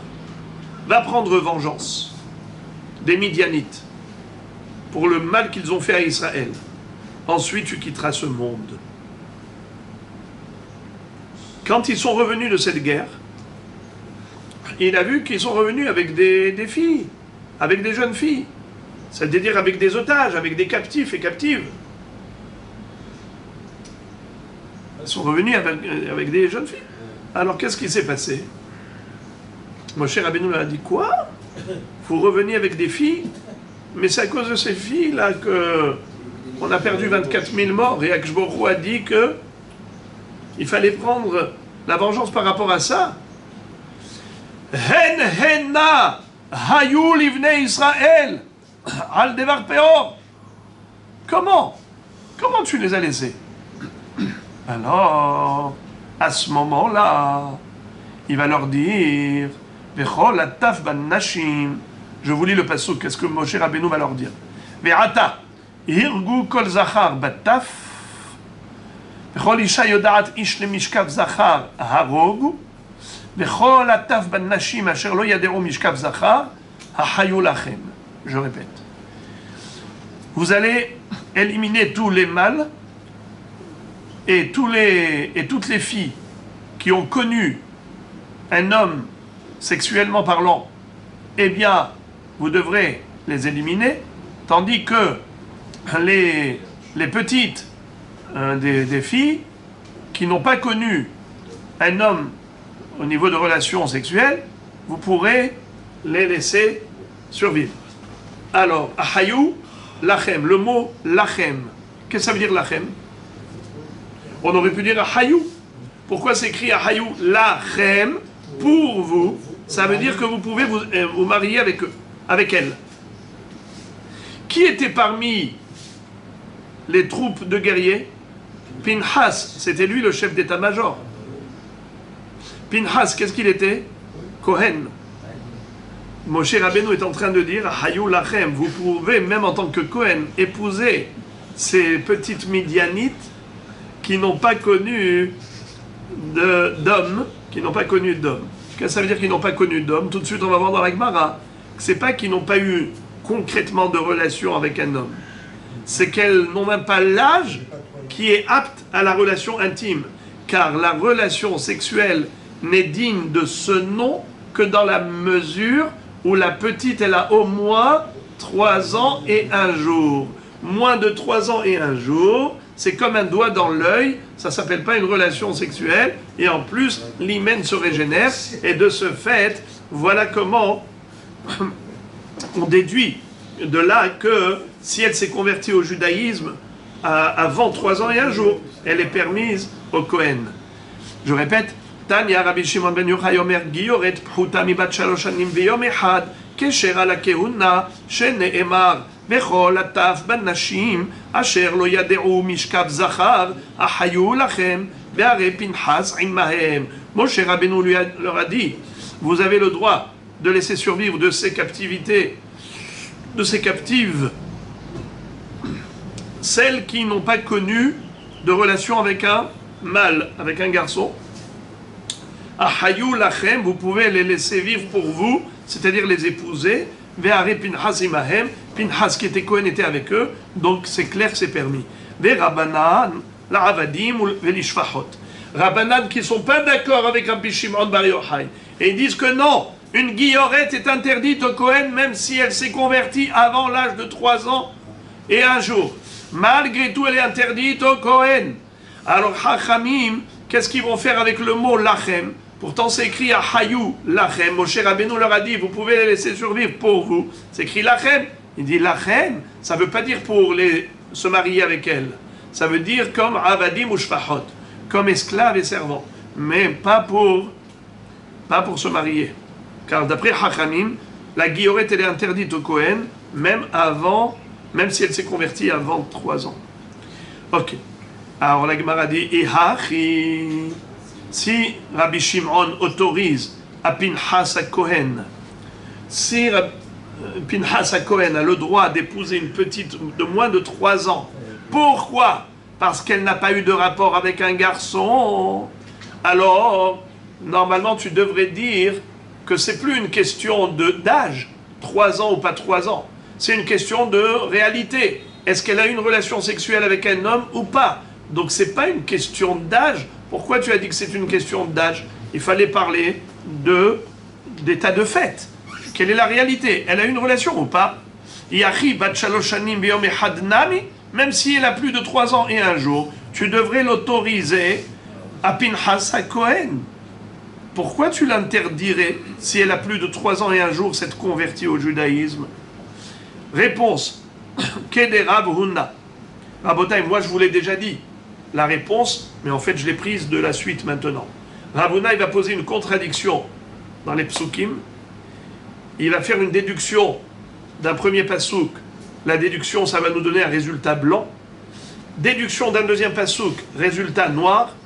Noir, blanc, contradiction. Et c'est comme ça qu'on va arriver à la solution, à la, comment on appelle ça, à la déduction. On va dire comme ça. Si elle est apte à avoir une relation sexuelle, alors, assour, au Kohen. Si elle est inapte au moment de la conversion, alors dans ce cas-là, elle est permise au Kohen. C'est-à-dire, si elle s'est convertie avant 3 ans, ok. Si elle se marie après 3 ans un jour, c'est pas ok. Alors là, on va le voir comment il a déduit ça des psukim. C'est ingénieux, c'est fabuleux. Kede Ravuna. Des Ravuna Rami. Ravuna pose une contradiction. Ktiv, il est écrit dans ce verset, Vechol isha yodat ish le mishkav zachar harogu. Ha'ena yodat kayemu. Miklal de ataf ben yadru ben lo yadru. Kayemu. Qu'est-ce que ça veut dire? Dans le pasouk, si on le traduit littéralement, qu'est-ce qu'il nous dit? Toute femme qui a connu un homme pour une relation sexuelle, alors vous devez l'éliminer. Mashma que si elle n'a pas été avec un homme, kayemu, vous pouvez la laisser survivre. Miklal de ataf, ben yadru ben lo yadru, kayemu, sous-entendu que pour les enfants, qu'ils aient une relation sexuelle ou pas, le taf, vous les laissez survivre, kayemu, vous pouvez les laisser, puisque c'est écrit comme ça. C'est écrit comme ça, Bechol ataf. Il y a écrit comme ça, Bechol ish. Bechol ataf banashim, asher lo yadru mishkav zachar achayu lachem. Be'ata hirgu kol zachar bata bechol isha yodat ish le mishkav zachar harogu. Tu vois qu'il y a isha, il y a taf. Il y a la femme et il y a la fillette. C'est pas le même din. A priori, si j'analyse les psukim, qu'est-ce que ça me donne? Ça me donne comme ça. Si la femme, elle est adulte, ça veut dire que la jeune fille, elle est adulte, alors là, tu devrais distinguer entre une fille qui a une relation avec un homme et une fille qui n'a pas une relation avec un homme. Si elle a une relation, alors harogu. Si elle n'a pas une relation, kayemu. Tandis que le taf, les enfants, les fillettes, cela ben yadru, ben lo yadru, kayemu. Qu'elles aient une relation sexuelle ou pas, ça ne change rien. Vous pouvez les laisser survivre. C'est comme ça que j'analyse ce pasouk. Mais d'autre part, qu'est-ce qui est écrit dans l'autre pasouk? Vechol ataf banashim asher lo yaderu mishkav zachar ahayu lachem. Et toutes les fillettes qui n'ont pas eu de relation sexuelle, alors vous pouvez laisser vivre pour vous. Hayada'e Eve Omer, pardon, Hayadae Harogu. Quand tu me répètes, après tu me dis, les fillettes qui n'ont pas eu de relation sexuelle, vous pouvez laisser survivre. Sous-entendu que si elles ont une relation sexuelle, les fillettes, Harogu, vous devez les éliminer. Alors il y a une contradiction. Quel est le statut des fillettes? Dans le cas où la fillette, elle a eu une relation, Harogu ou pas Harogu? Harogu, kayemu. Selon la première déduction, on avait dit qu'elle ait une relation ou pas, kayemu.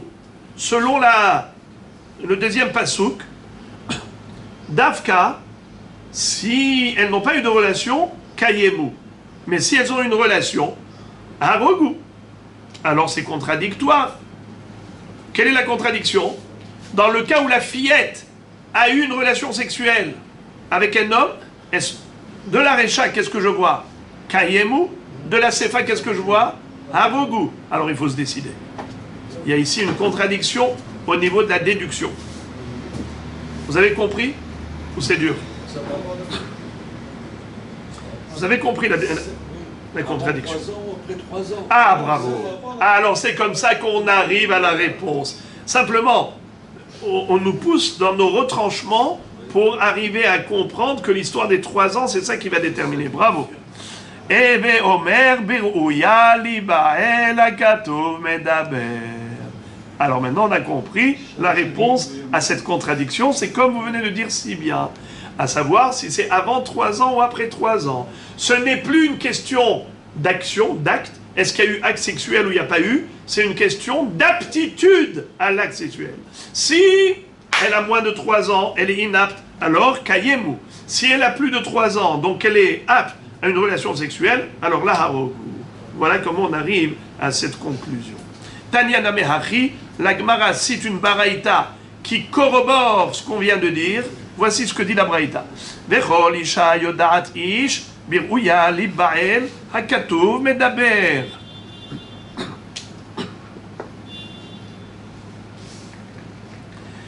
La Braïta nous dit à propos de ce pasouk, quand Moshe Rabbeinu leur a dit qu'il fallait éliminer toutes les femmes qui, Yodaat Ish, et qui avaient été la cause de la mort des 24 000 Bnei Israël. Berouya, les Baal à Katoum Daber. Pas seulement celles qui avaient eu réellement des relations, même celles qui n'avaient pas eu de rapport, mais elles sont aptes à leur relation sexuelle, eh bien, il fallait Harogu. Alors la Gemara dit, la Braïta elle-même pose la question, elle dit, qui te dit que c'est une question d'aptitude? Ata Omer Bereouya Leibael Oenoela Niv'ala Mamash. Peut-être qu'il fallait que ce soit une fille qui a réellement eu une relation sexuelle. Chez Omer Bechol Ataf Banashim Asher Lo Yad'u Mishkav Zachar Hayu Heve Omer Bereouya Leibael Akatou Medaber. Du fait que dans l'autre passouk il est écrit qu'au niveau des fillettes, des petites, machma que c'est seulement les petites qui n'ont pas eu de relation, qui n'ont pas eu de rapport intime, celles-là, vous les laissez. Machma que les grandes, qu'elles aient eu relation, qu'elles n'aient pas eu, étant donné qu'elles sont aptes à cela, eh bien, à recours. Et Veomer Berouya Libael Akatou Medaber. Dès qu'elle a l'aptitude à la Beïla, alors là, il fallait à recours. Et maintenant, la Gemara pose une question très sympathique entre parenthèses. Voici la parenthèse de la Gemara. Mina Yadai, comment on pouvait savoir laquelle fille des Bnot Midian était apte à la relation? Comment on pouvait avoir l'état civil de chacune si elle avait 3 ans et 1 jour? Pourquoi il y avait des cartes d'identité? Quel âge avait votre grand-mère? 1927. On peut avoir un décalage d'âge de 4-5 ans facilement. Ma vache, les premières, personne ne se souvenait exactement de l'âge. On avait comme ça une plage horaire, comme ça, elle est entre 90 et 94. Elle a entre, c'est sûr qu'elle n'a pas moins que ça. Elle a plus que ça. Plus jeune que ma mère, alors qu'elle était plus jeune. Il n'avait pas de carte d'identité, il n'y avait pas d'état civil. Alors, comment tu peux savoir si elle a 3 ans et 1 jour?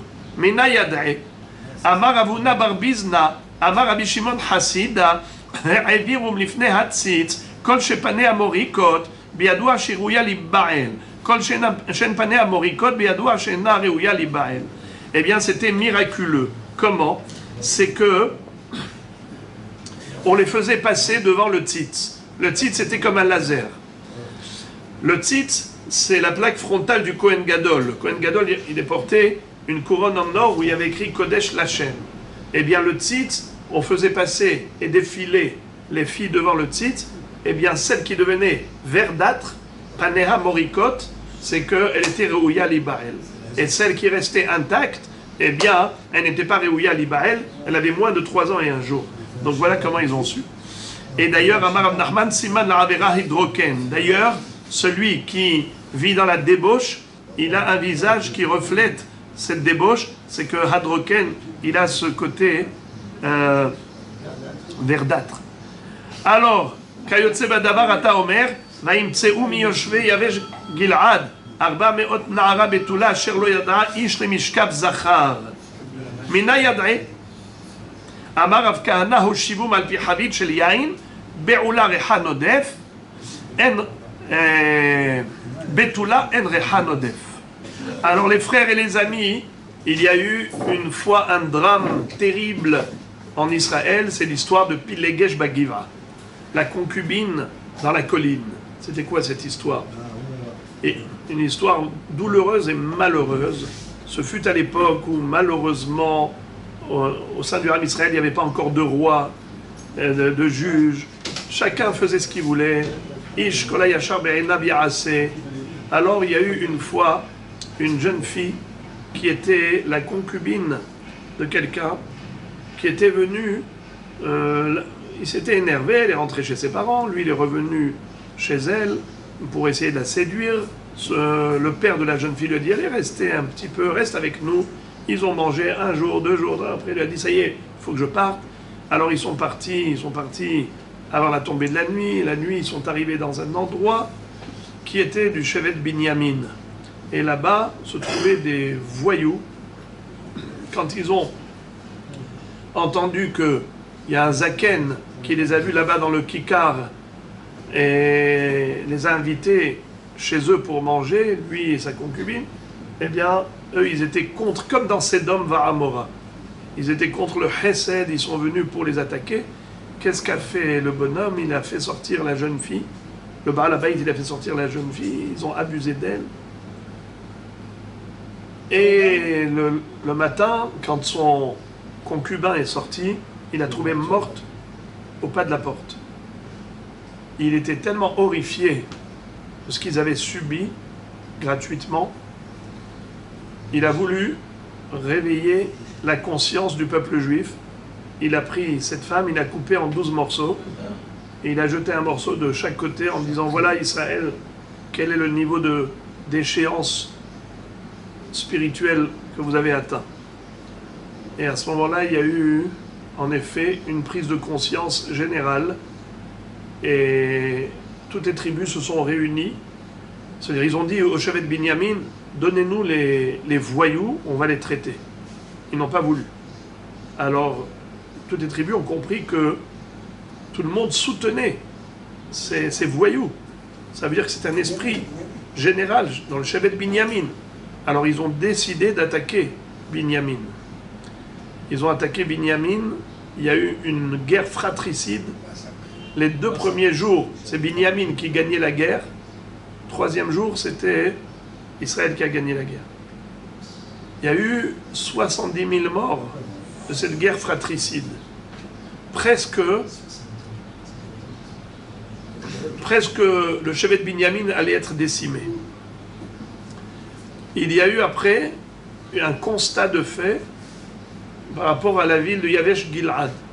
Yavesh Gil'ad, ils ont dit, vous n'avez pas participé à la guerre contre Binyamin alors qu'il y avait eu une alliance, un serment prêté par tout le monde. Alors ils ont fait la guerre même à Yavesh Gil'ad. Et les jeunes filles de Yavesh Gil'ad qui étaient restées, celles qui étaient jeunes, ils les ont laissées pour le chevet de Binyamin pour permettre une reconstitution du chevet de Binyamin. 400 jeunes filles. Et il est écrit comme ça. Ils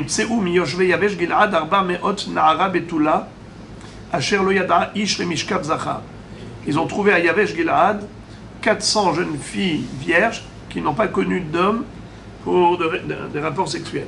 Mina Yadae, d'où ils savaient, Amar Rav Kahana au Shivum Alpi Havit Shel Yain. Ils les ont assises sur un tonneau de vin. Be'ula Rehanodef, Betula En Rehanodef. Celle qui n'a pas d'hymen, alors on sent de sa bouche l'odeur du vin. Celle qui est Betula, non. Alors, entre parenthèses, il y en a qui disent qu'aujourd'hui, la nature a changé, qu'il est difficile de déterminer par rapport à ce signe. La Gemara pose la question, elle dit, mais pourquoi on ne les a pas fait passer devant le tzitz? Venar berinu lifne atzitz. Amar Rav Kahana bered Rav Natan le ratson lahem ktiv. Les ratson velo le puranot. C'est-à-dire que le tzitz, il est pour être agréé par Dieu. Ça veut dire que le tzitz, il doit avoir qu'un impact positif. Il ne doit pas avoir un effet négatif. Or, si on les avait fait passer devant le tzitz, pour savoir laquelle qu'il fallait éliminer, laquelle qu'il fallait laisser survivre, ça veut dire que le tzitz, il est à l'origine d'une pouranout, d'un malheur. Le tzitz, il est les ratson, il n'est pas pour le malheur. Alors la Gemara dit, alors pourquoi à Midian, on a utilisé le tzitz? Ihachi bemidian nami. À Midian, pourquoi on a utilisé le tzitz? Pour déterminer laquelle qui allait survivre ou pas. Amar Avashi, lahem ktiv. Lahem les ratson velo les puranut, ou les rovde koravim afilo les puranut. Le tzitz, quand on a dit les ratson lahem, c'est lahem pour le Ham Israël. Mais pour les goïm, le tzitz, il peut servir même les Puranot. Mais pour le Israël, c'est que les Ratzon. Amar Rabbi Shimon bar Yochai, pardon.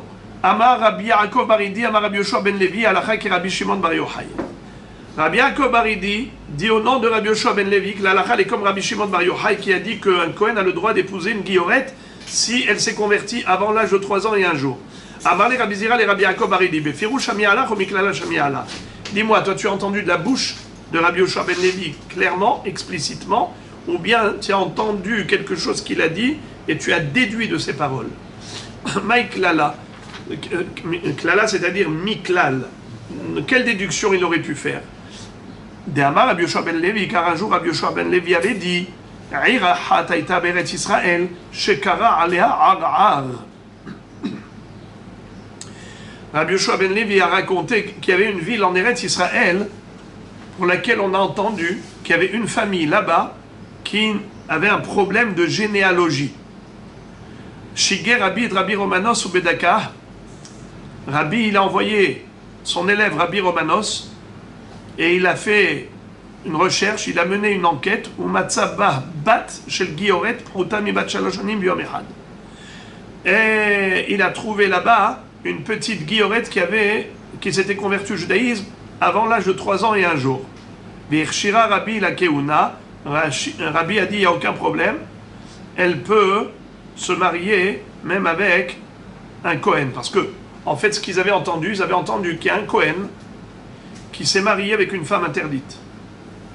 Alors Rabbi a dit il faut tout de suite aller vérifier qu'est-ce qui s'est passé. On ne laissait pas les gens faire des ravérotes comme ils le souhaitaient. Quand il y avait une famille qui se salissait, eh bien, il fallait immédiatement obliger le divorce et leur imposer le guet et ainsi de suite. Rabbeinu Kadosh, il a dit je ne vais pas laisser faire. Il a tout de suite envoyé Rabbi Romanos. Il a dit va voir, est-ce que c'est vrai qu'il y a quelqu'un qui s'est marié avec une femme interdite. Ils ont trouvé un Kohen qui s'est marié avec une convertie. Mais après, il s'est avéré qu'elle s'est convertie avant 3 ans et 1 jour. Rabbi a dit, alors dans ce cas-là, il n'y a pas de problème. Alors, ça veut dire quoi? De là, tu comprends, de cette histoire que Rabbi Yoshua ben Levi a raconté, tu comprends que la halakha est comme qui? Comme Rabbi Shimon bar Yochai, qui a dit que si c'est avant 3 ans et 1 jour, c'est kasher, contrairement aux Hachamim qui ont dit que même avant 3 ans et 1 jour, la guillorette est interdite de Kohen. Amarle befirouche amiali. Il a dit non, moi j'ai entendu carrément, clairement de Rabbi Yoshua ben Levi, il a dit halakha ke Rabbi Shimon bar Yochai, clairement. Et donc, si la halakha est comme Rabbi Shimon bar Yochai, donc si elle s'est convertie avant 3 ans, tout va bien. La Gemara dit ve'imich lala mai. Pourquoi tu me dis, dis-moi, tu as entendu clairement de sa bouche halakha comme Rabbi Shimon bar Yochai, ou bien que tu l'as déduit de la fameuse histoire? La Gemara dit, qu'est-ce que ça te change? Qu'on le déduise de l'histoire, ou bien qu'il ait dit explicitement, le résultat il est le même. La Gemara dit non, le résultat n'est pas le même. Pourquoi? Dilma shaneatamo ilve insiv insiv de Arav Rabbi Yochanan d'Amrit Arbayu bogeret umukat haetz loïsa ve'im nasa nasouy. C'est-à-dire, je peux dire que dans cette histoire, pourquoi Rabbi il a dit kasher? Il a dit kasher parce qu'il était déjà marié avec elle. Vu que le Kohen avait déjà épousé la petite guillorette, il n'a pas voulu imposer le divorce.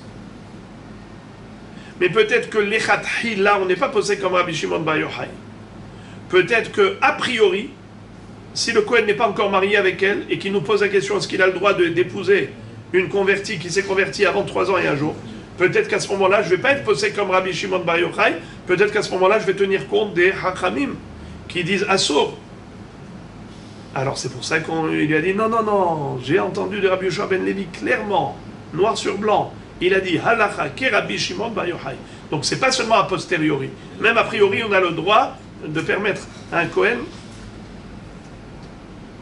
de se marier avec une guillorette. Choutam ibat shalosh anim. Et quelle est la preuve qu'en effet on distingue entre avant ou après mariage? La preuve, c'est que Rabbi Yochanan et Rav, eux-mêmes, qui avaient dit qu'un Kohen ne doit pas épouser une bogeret ou une mukat etz. un Kohen Gadol ne doit pas épouser une Bogeret, c'est-à-dire si elle a plus de 12 ans et 6 mois, ou bien Mukatretz, ou bien si elle s'est déflorée avec un corps étranger comme avec du bois.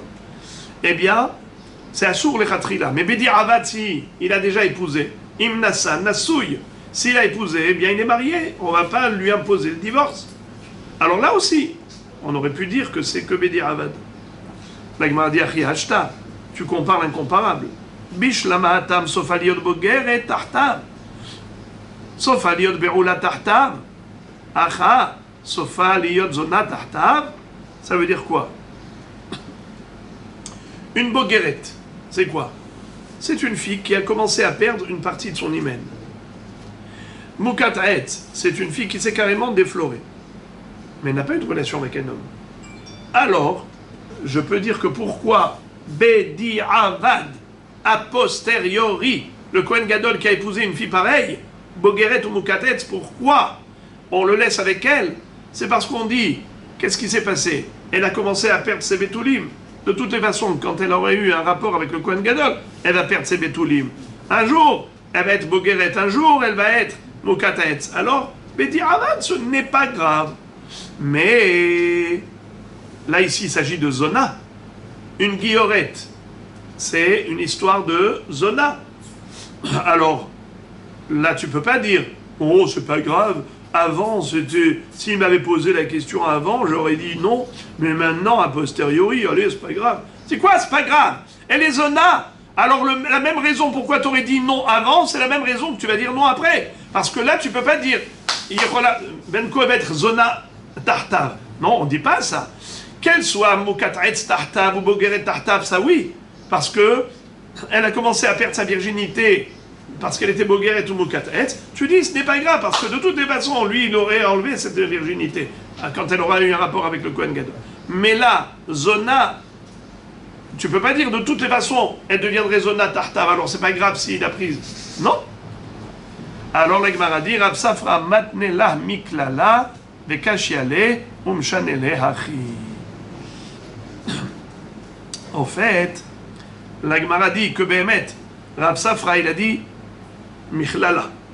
Il a dit que Rabbi Yoshua ben Levi n'a pas dit clairement Halacha comme Rabbi Shimon bar Yochai. Et donc, a priori, un Kohen Gadol aurait le droit, ou même un Kohen, aurait le droit d'épouser une guillorette. Il n'a pas dit ça. C'est rien que par rapport à l'histoire de Rabbi avec Rabbi Romanos.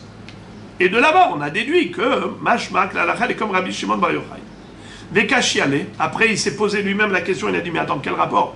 Là-bas, c'était Bedi Avad. Umshanele hachi. Mais après, il a dit, le Bedi Avad n'est pas une raison de permettre. Pourquoi? Parce que ça veut dire quoi, Bedi Avad permis? Mais si avant elle était interdite, à quel titre? À titre de Zona, donc elle ne peut pas être permise après. C'est-à-dire, tu ne peux pas dire, de toute façon, un jour elle va être Zona, alors permets-lui Bedi Avad. Ça n'existe pas, ça. Et de ce fait, si tu vois qu'il a quand même permis, pourquoi il a permis? Parce que la halakha, il est que ce n'est pas une zona. Puisqu'elle a moins de 3 ans et 1 jour, donc cette guillorette, il n'y a aucun problème. La halakha est comme Rabbi Shimon bar Yochai. Et la Gemara raconte une histoire. Un jour, il y avait un Kohen qui s'est marié avec une guillorette qui avait moins de 3 ans et 1 jour. Ça veut dire qu'elle s'est convertie à moins de 3 ans et 1 jour. Amarle Rav Nachman bar Yitzchak Maïhaï. Rav Nachman bar Yitzchak lui a dit, qu'est-ce que c'est que ça? What is it? Comment tu as fait une chose pareille? Amarle, de Amar Rabbi Yaakov bar Idi, Amar Rabbi Yoshua ben Levi, Amar Rabbi Shimon bar Yochai. Il lui a dit parce que Rabbi Yaakov bar Idi a dit au nom de Rabbi Yoshua ben Levi que l'halakha est comme Rabbi Shimon bar Yochai qui permet pour un Kohen, qui permet à un Kohen d'épouser une fille qui s'est convertie à moins de 3 ans et 1 jour. Amar les îles Apek, Veilo, ma pikna la Rabbi Yaakov bar Idi meunach. Il lui a dit, va tout de suite lui donner un guet. Je t'interdis de rester avec elle. La halakha n'est pas comme Rabbi Shimon bar Yochai. La halakha est comme Hachamim, qui disent que même si elle s'est convertie avant cet âge, assour pour le Kohen. Et si tu t'obstines à dire je m'appuie sur Rabbi Yaakov bar Idi, qui a dit au nom de Rabbi Yoshua ben Levi que la halakha est comme Rabbi Shimon bar Yochai, je vais te faire sortir Rabbi Yaakov bar Idi de tes oreilles. C'est une expression. Il lui dit, je vais te mettre en nidouille, en quarantaine, je vais te mettre en excommunion, nidouille, et tu vas voir ça. Alors vite, tu t'exécutes. Tanya, Vechen aya Rabbi Shimon bar Yochai Omer. Maintenant, on va changer totalement de sujet, sauf que c'est encore une fois Rabbi Shimon bar Yochai à propos des goyim. Regardez ce qu'il va dire. Tanya, Vechen aya Rabbi Shimon bar Yochai Omer. Kivre ovde kochavim enam metameim beohel shenemar ve'aten tzoni tzon mar'edi adam atem. Atem keruim adam en ovde kochavim keruim adam. Quel est le din si on touche un mort?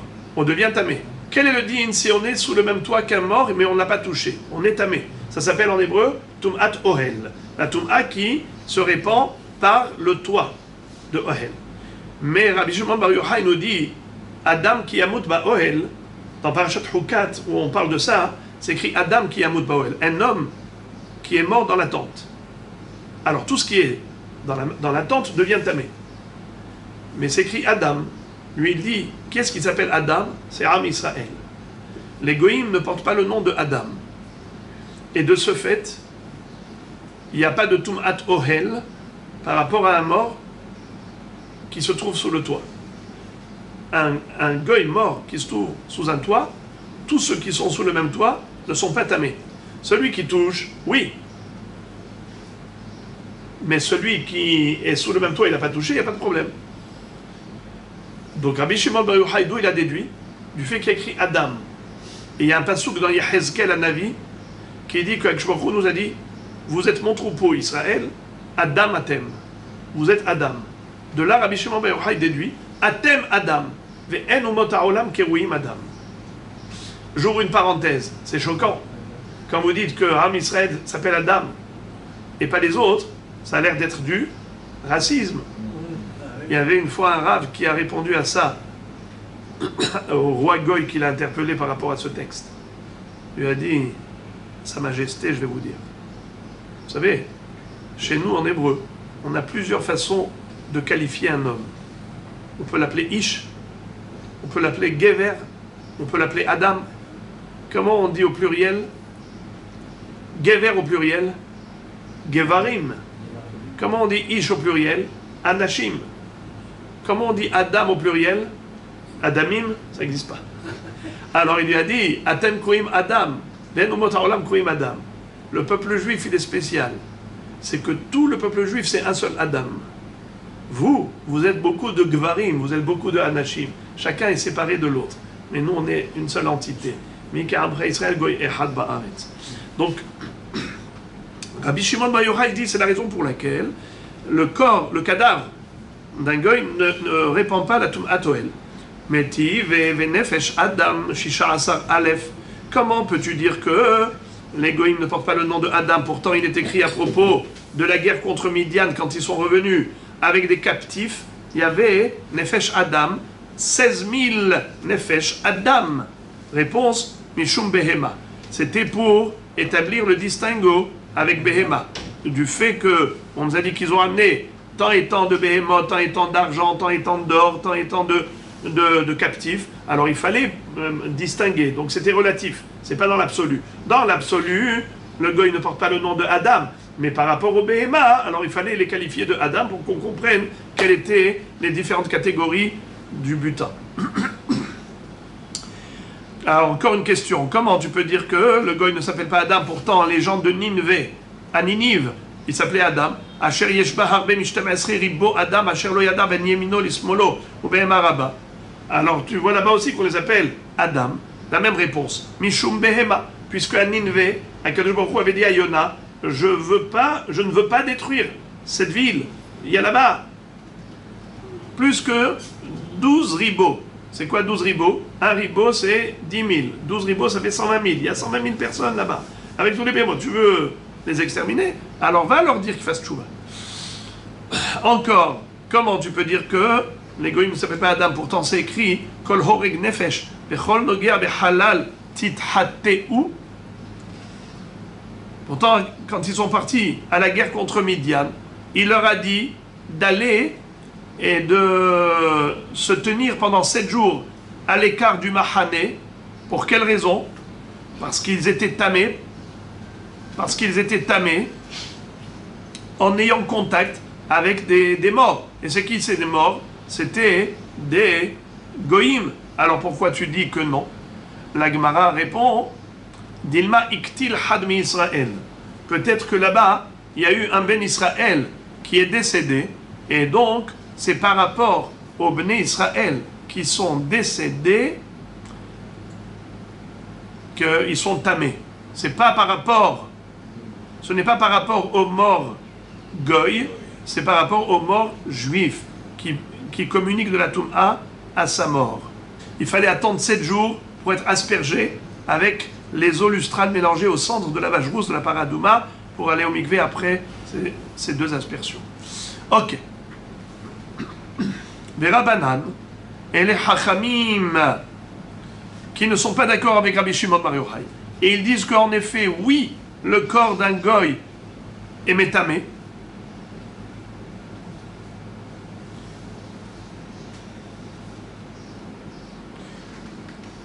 Velo nifkad mimenu ish. Eux ils disent, c'est pas vrai. Ne me dis pas que le corps d'un goy ne communique pas de la Toum'a. Oui, il communique de la Toum'a. Preuve, c'est que c'est écrit qu'il n'y a aucun juif qui est mort. Dans cette guerre, Velo nifkad mimenu ish. Alors comment ça se fait qu'il leur a dit de rester 7 jours en dehors du camp? C'était parce qu'ils ont touché des goïms morts. Et comme ils ont touché des goïms morts, eh bien, ils ont la Toum'a. Vers Rabbi Shimon Bar Yochai, comment Rabbi Shimon Bar Yochai n'a pas tenu compte de ce pasouk? C'est écrit clairement qu'il n'y a pas eu un seul juif qui est mort. Lo nifkad mimenu ish la avera. Qu'est-ce que ça veut dire lo nifkad mimenu ish? Il ne manque personne. C'est pas qu'il manque personne sur le plan physique. Il manque personne sur le plan spirituel. C'est-à-dire, toi, Moshe Rabbeinu, tu nous soupçonnes d'avoir récidivé et d'avoir eu, peut-être Hazve Shalom, encore des relations avec ses filles de Midian. Halila, jamais de la vie. Lo nifkad mimenu ish. Il n'y a pas eu un seul homme qui a fait une avera. Ravina Amar.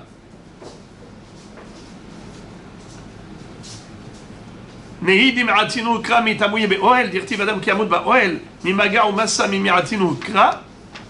Alors la dernière réponse, c'est celle de Ravina. Ravina dit, en effet, même si on va dire qu'il n'y a eu aucun mort, pourquoi Rabbi Shimon Bar Yochai a dit que comment Rabbi Shimon Bar Yochai va pouvoir comprendre le fait que Moshe Rabbeinu les a tenus 7 jours en dehors du camp à cause de la Toum'a de mort? C'est parce que, en effet, il y a eu maga, il y a eu contact. Exactement, parce qu'ils les ont touchés. C'est pas par rapport à la Ohel. Ohel, il n'y a pas de Tum'at Ohel. Le goy n'est pas Metamémol, mais il y a Tum'at Maga.